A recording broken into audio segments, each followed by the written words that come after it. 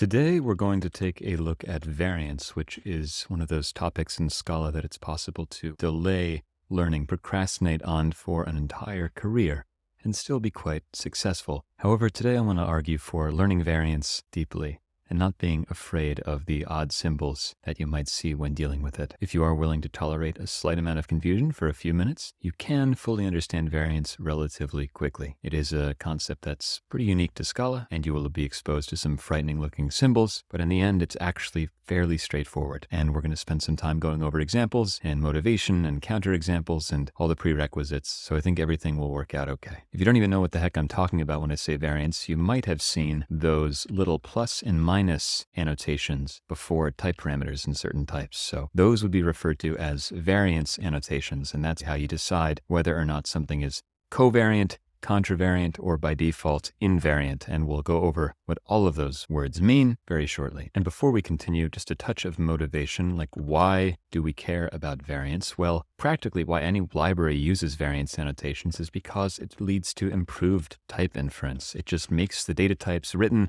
using variance, where appropriate, where it makes sense, it makes them easier to work with, nicer to work with. And we're going to look at some examples of how that is the case. Furthermore, if you're reading some third-party library code, you may come across some odd incantations that would otherwise frighten you. And it would be a shame if your ability to learn Scala by reading code in the wild is limited by brushing up against some scary-looking symbols. It turns out that these are actually not as frightening as they first appear, and they generally follow the same patterns. So we can learn what this means, and then you can use this in your own code to make your own types easier to work with, as well as understand third-party code and be able to dig deeper than you would be able to otherwise, and just learn more stuff and be less afraid and feel more confident and proud. Okay, so besides involving these symbols like plus and minus, what is variance? It basically defines how the subtyping relationships between type parameters affects the subtyping of the type itself. And that is a bit of a mouthful, but just focus on the fact that I said the word subtyping a couple of times, and that is indeed a prerequisite of understanding variance. So we're first going to focus on what if I can spell prerequisite, on what subtyping is. And maybe you already know this, but it shouldn't take very long at all, and we're just going to nail down what subtyping is and how it's relevant to us. So let's look at a concrete example of subtyping. I'm going to start with a trait called food, and then another trait called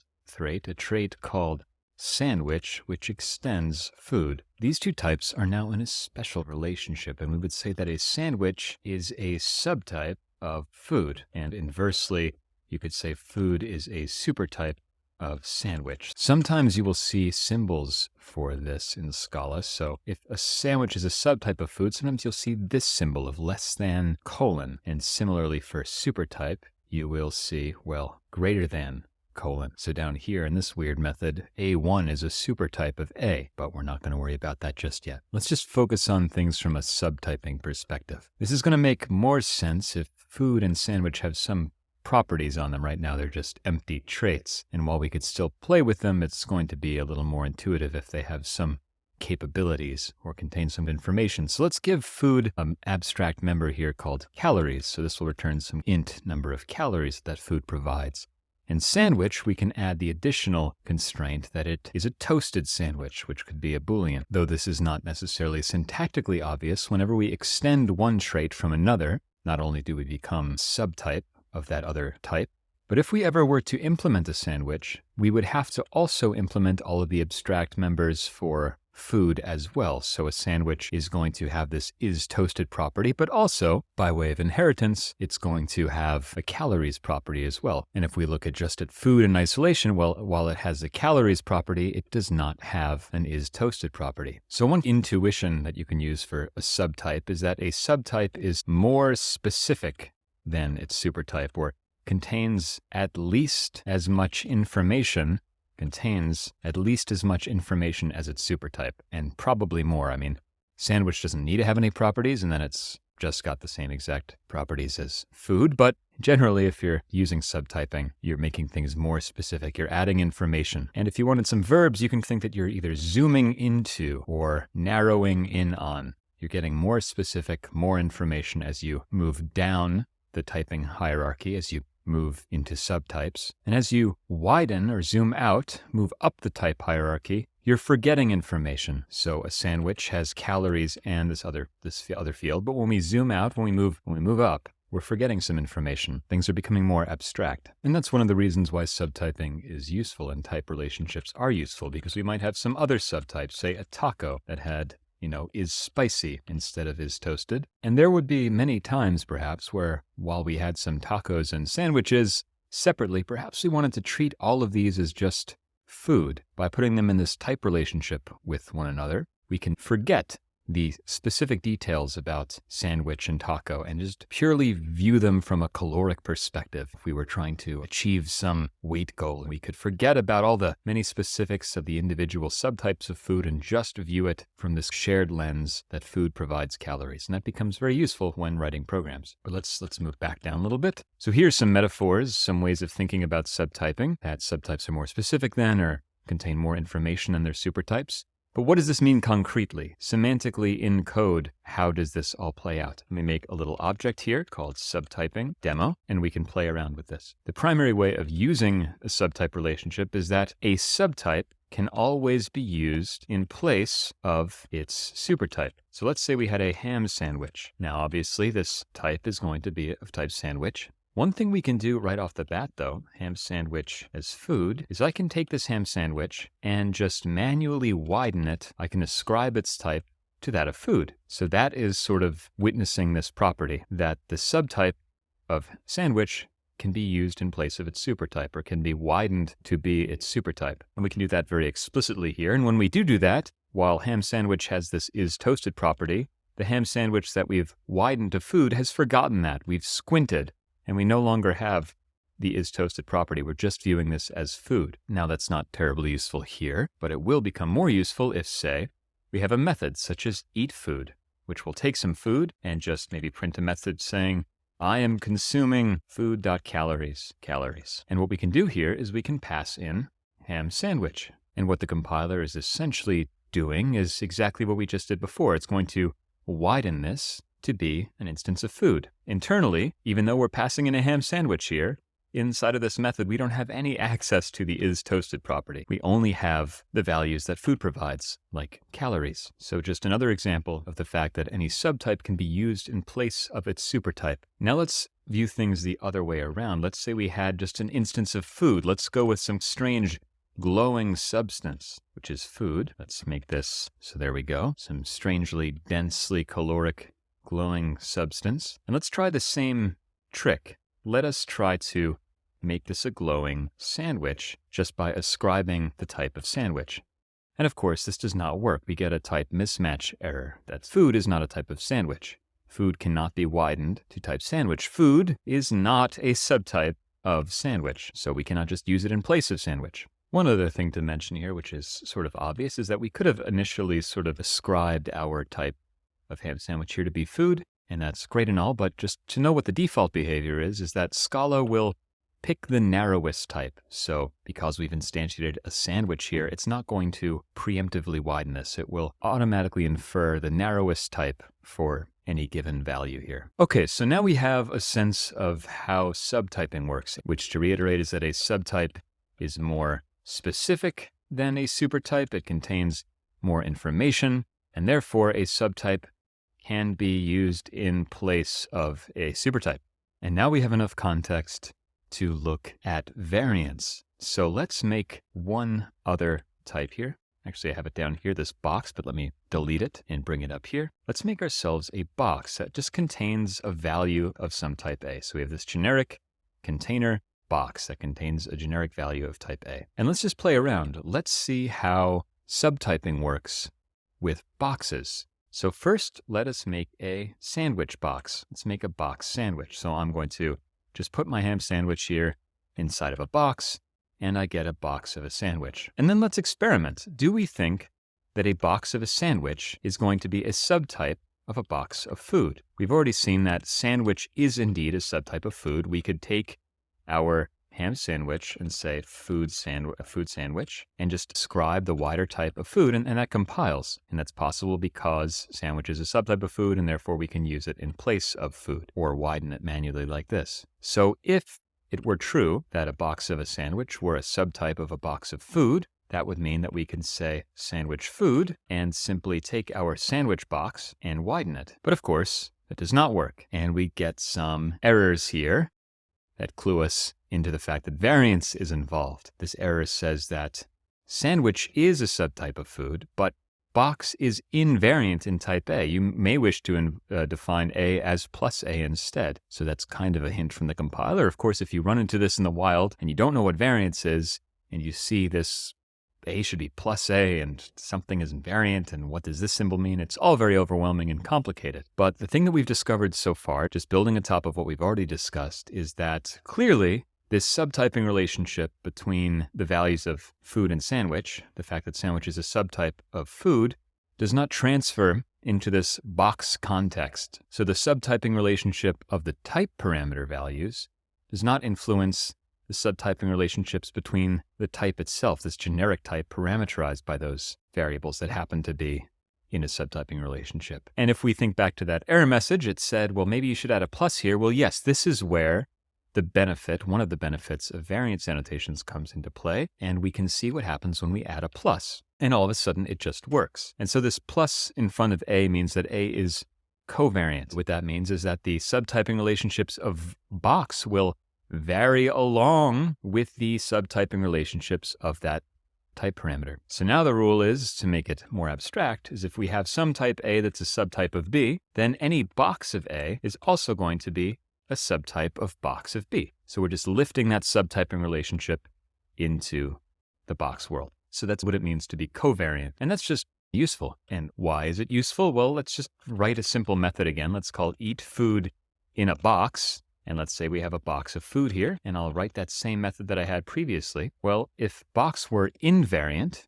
which means that that subtyping relationship between the type parameters has no effect on the subtyping relationship of the box itself. So boxes of different types are not going to be related. So what this means now is that if I eat food in a box and pass in my sandwich box, well, that's not going to compile, which is pretty frustrating. And if I just add the plus there, then it will work. And it really should work in this case. That's just sort of one simple example of a case where you really want that covariance and you want that automatic type inference.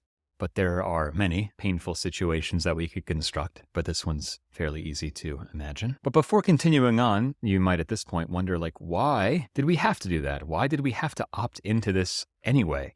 That seems painful. This is clearly worse. Well, that's an interesting question, and the details are a little subtle. But basically, if we were to allow this to happen, if we were to just have covariance by default, if a box of A could be used in place of a box of B, just because A was a subtype of B, right? If we had these covariant semantics all the time, what would the drawbacks be? So let's simulate this. Let's come up with an example where we can force this behavior, this automatic widening, in a case that would then cause our code to do something awful. And so to do this, I'm going to remove this code, and I'm going to make another box of A. This time it's going to be a class, and this time our value is going to actually be a variable. And let's do a very similar thing. I'm going to make myself a sandwich box. There's our box of sandwich. And then the goal here would be to have the sandwich box be a food box. So we would like, if this were covariant, this would automatically just work. Sandwich is a subtype of food, and therefore box of sandwich would be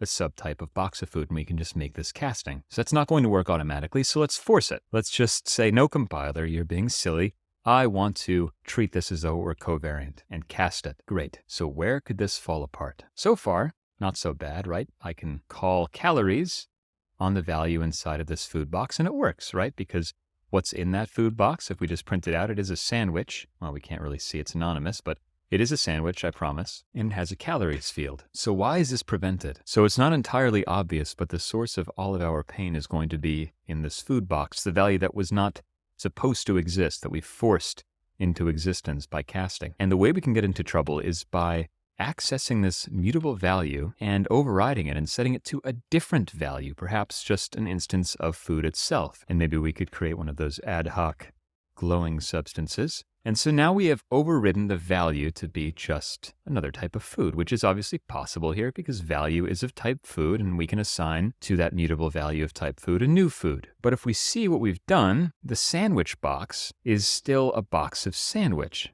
and we've just cast that to a box of food and overridden the value. So now this sandwich box still exists, and it thinks that there's a sandwich in here, and we should be able to call sandwichy properties like is toasted on that sandwich. And if we try to run this code now, it's going to explode and tell us on this line here, it's going to try to cast food as a sandwich. It thinks that there's a sandwich in here, so it's going to try to treat it as such, but it's not. We've screwed everything up. And so this is why when you have mutability interacting with subtyping, you have to be very careful. And whenever you have a mutable data structure, it's always going to be invariant. For instance, we could look at arrays, right? Let me make, instead of a box of a sandwich, let's just make a new array of a single sandwich. And let's just override the first value here and get the head. And it's the same exact problem, and it'll have the same exact issue. Actually, array is going to fail a little earlier when we try to assign to it, but it's the same problem. And if we command click on array, we can see that it is indeed invariant, as it should be. Otherwise, we'd run into this issue. So this entire odd domain of variance annotations falls out of this intersection between mutability and subtyping, which can create some very odd edge cases. And so by default, in Scala, which is built on the JVM, which is a superset of Java, essentially, you have to assume that there's going to be mutability and subtyping. And so if you want to have better type inference, you sort of have to opt in. And when you do that opting in, certain things happen. Certain additional constraints are added to your APIs to ensure that there is no, essentially, mutability. It will prevent you from doing something like this. So let's actually go back and take a look at what's going to happen. So now we're back to our box example, where we widen sandwich box to be a food box, and then replace what was previously a sandwich with some food, and then access via our initial mutable construct, our sandwich box, that value, which it thinks is a sandwich, yet is now secretly a food. And let's delete this casting, and then let us follow the compiler suggestion and make this covariant. So now we get the upcast, the widen, for free, yet there's still a failure, and that's a very good thing, but the failure has moved to this point up here. And let's compile and see what it says. And this is where you're going to now start to see some of the requirements that are imposed whenever you opt into covariance. And it's going to tell us that covariant type A occurs in contravariant position in type A of value underscore equals. So it's actually a horrible error message, unfortunately, but we can think about it. Basically, the whole problem spawned from the fact that we were trying to assign a new value of type A to this old value. If we couldn't do this overriding, then we could safely upcast. Essentially, that value A would now be immutable if we can never update its value. And whenever the sandwich box attempted to access its value, it would never secretly turn into something that wasn't a sandwich. On the outside, we can forget and widen it, but that value will remain a sandwich internally. And one of the things that the Scala compiler is going to prevent you from doing is having variables of that type. Because whenever you declare a variable, Scala will synthesize for you both a getter and a setter under the hood. And that's actually what that little value underscore equals method is. It's the setter of value. And in that synthesized method, that A type is going to occur in a so-called contravariant position. So let's remove that real quick and just get another sense of what contravariant position is. We just make a method here called set value. I'm going to have A here, and we'll just do this. So let's go to set value. Doesn't even matter really what this is doing. And let me recompile. It's going to say covariant type A occurs in contravariant position in type A of value A of set value. So whenever you make a type parameter covariant, you're no longer going to be able to refer to that type parameter as a method argument, as an input essentially to this type. That A cannot occur as arguments here. It can still occur as the return type, but it cannot occur as inputs. So this plus A means that A has to occur only as an output of this box. And it can be a little difficult to figure out exactly why that's necessary or what that constraint means, but it's a convoluted way of preventing the faulty situation, the erroneous situation that we observed earlier from occurring. And most concretely, we just cannot have that type A be a variable. There are, however, this is where it gets a little awkward, there are, however, some examples, some instances where you would want to have a value as an input that wouldn't necessarily break our example in this way that we looked at previously. And you'll see some code that looks a bit ugly, but there is sort of just a repeatable pattern that you can follow to get it to work. And in order to see that, let's change this slightly. Instead of having just a box here, let's have a maybe box. And let's make this value instead an option of A. Let me change all of these to be maybe box.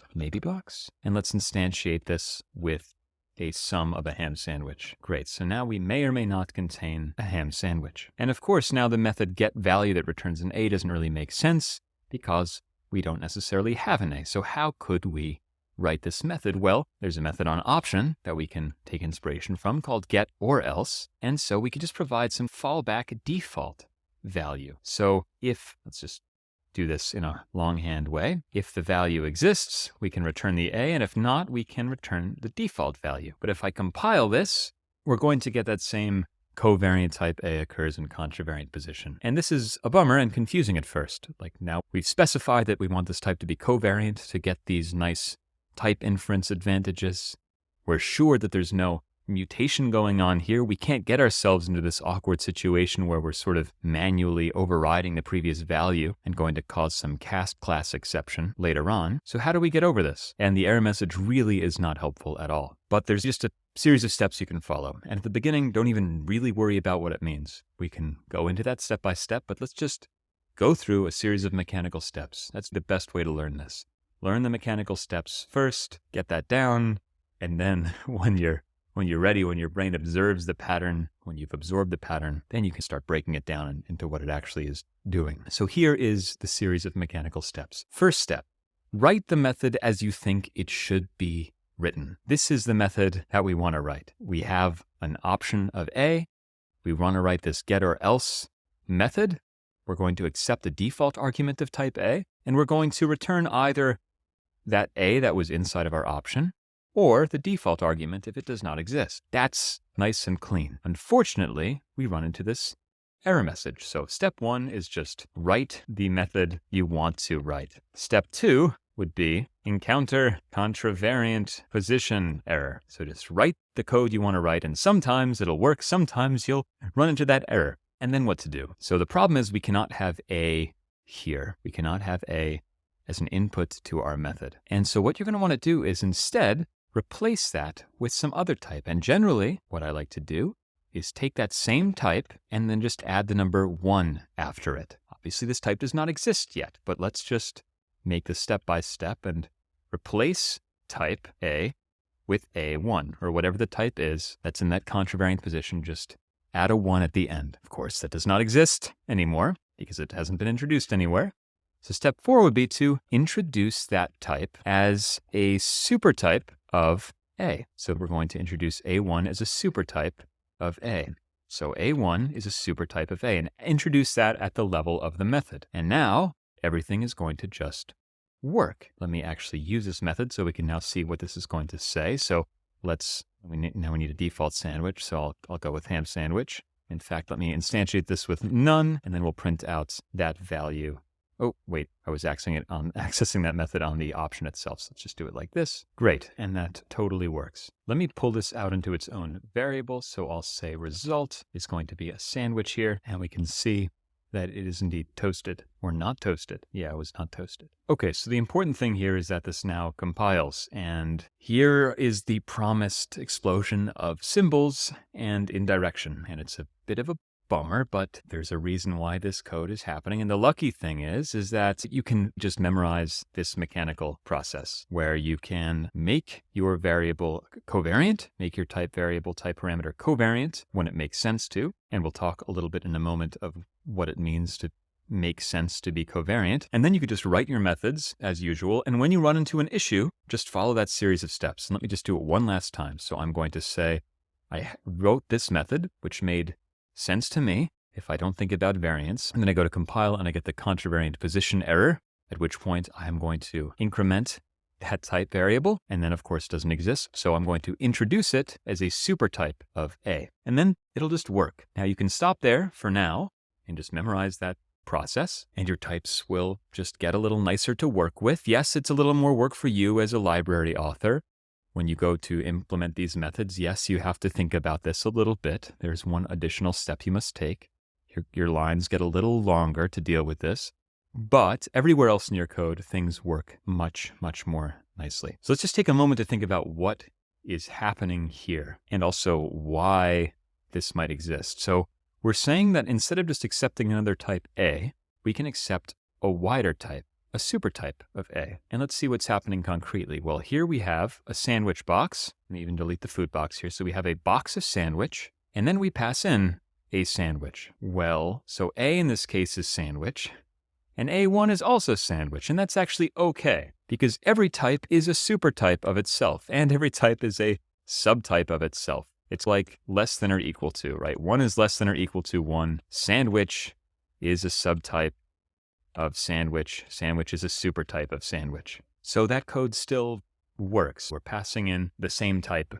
A1 is A, and therefore we're getting back a sandwich. But this actually becomes a little more flexible as well, because A1 can also be a supertype. So when I'm calling get or else here, let's instead go with our mysterious substance. I forget what it was called.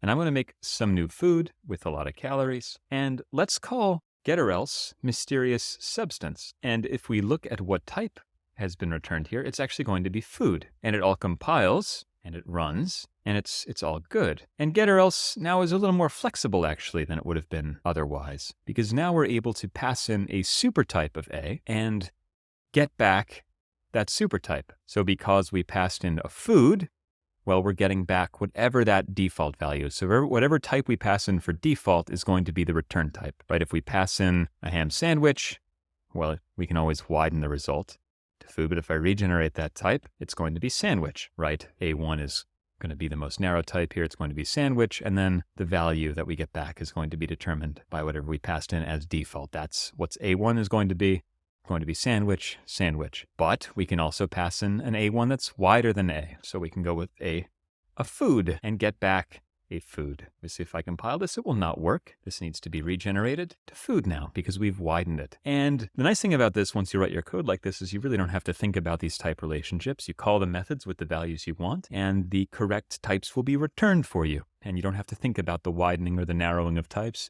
The right thing will occur. So there are benefits you get back from having to write a little bit of extra variance boilerplate. And unfortunately, just due to the complexity of the Scala type system, the fact that we have mutability and immutability and we have subtyping, it's a complex language. You need to opt into some of these more powerful features, and you need to work around and prove to the Scala compiler that you're not doing anything naughty that would lead to class cast exceptions, essentially. And the last piece of useful information I want to leave you with is when to mark types as covariant, right? You're not always going to want to or to be able to do this. Obviously, as we looked at before, if your type is mutable, if that variable is being used in a mutable way, mutable box, then that just simply wouldn't be possible. So if I had that there as a variable, there are also some other restrictions. And generally, you want to mark things as covariant when your type, your generic type, either produces or contains that type. So in this case, for our maybe box, and maybe I should say might produce or contain that type, but in this case, we're going to contain or maybe contain an option of A. So we're getting A's out of this. So when you have that plus thing there, that covariant annotation, you're thinking that we are getting A's out of this type. In a later video, because this has already gone on, I think, long enough, we can look at contravariance, which is a bit less intuitive perhaps, and this is when a type consumes that type parameter. So you have both sort of the input and output, and so when that type parameter A exists as outputs, you're going to want to mark this as covariant. Add that little plus there. Don't worry about the contravariance thing for now. So if you produce or contain the value of that type and you're immutable, then give the plus a whirl. If you're not sure, maybe just try it out.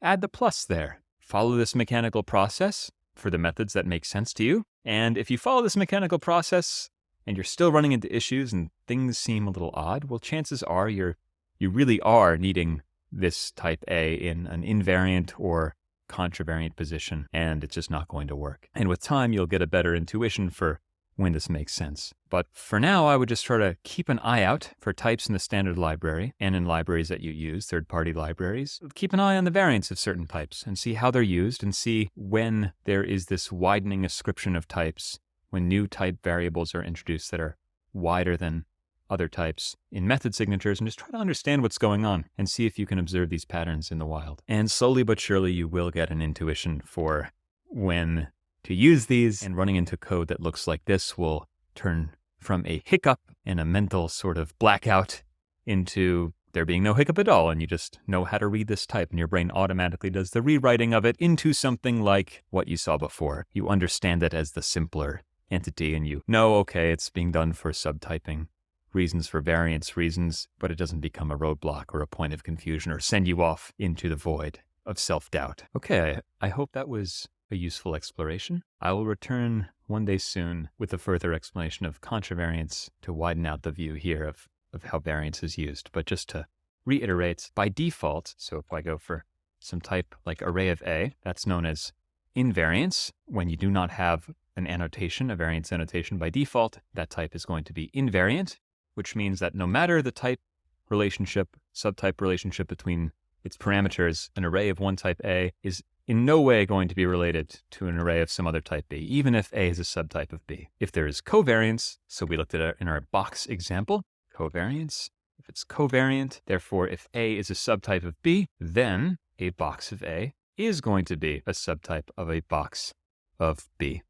And you can get all of the nice type inference advantages from that. Though if you're the implementer of that type, you might have to jump through some extra hoops and follow this mechanical process when needing to accept that type parameter as an input to a method. So hopefully that helps. Good luck. Let me know if you have any further questions or if I've confused you terribly. Goodbye.